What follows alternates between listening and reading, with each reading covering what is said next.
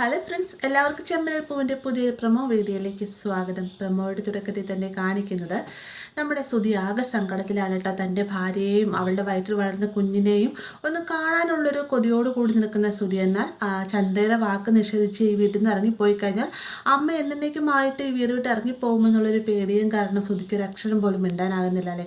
അങ്ങനെ ഇരിക്കുന്ന സമയത്താണ് രവി അടുത്തേക്ക് വന്നിട്ട് പറയുന്നത്, നീ ഒരു കൃത്യമായൊരു തീരുമാനം എടുക്കുക സുധി.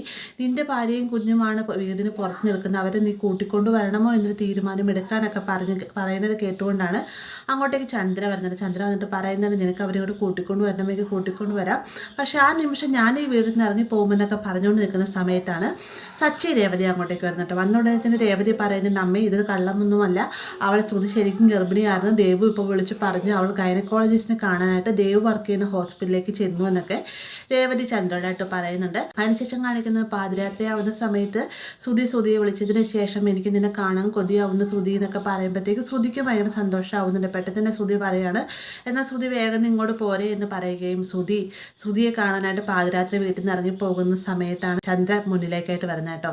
പെട്ടെന്ന് തന്നെ ശ്രുതി ഒരു നിമിഷം പതറുന്നുണ്ട്. എന്നിട്ട് പറയുകയാണ്, അമ്മ എനിക്ക് അവളെ കാണണം, എൻ്റെ കുഞ്ഞിനെയും അവളെ ഈ വീട്ടിലേക്ക് കൂട്ടിക്കൊണ്ട് വരണമെന്ന് എനിക്ക് മതിയായ ആഗ്രഹമുണ്ട്, അവളെ ഞാനൊന്ന് കണ്ടോട്ടെ അമ്മ, അതിനെങ്കിലും അമ്മേനെ സമ്മതിക്കണമെന്നൊക്കെ പറഞ്ഞിട്ട് ശ്രുതി ചന്ദ്രയ്ക്ക് മുന്നിൽ തൊഴുത് സംസാരിക്കണം. അപ്പോൾ ഈ ഒരു സമയം തന്നെ സച്ചിയും രേവതിയും അങ്ങോട്ടേക്ക് വരുന്നുണ്ട്.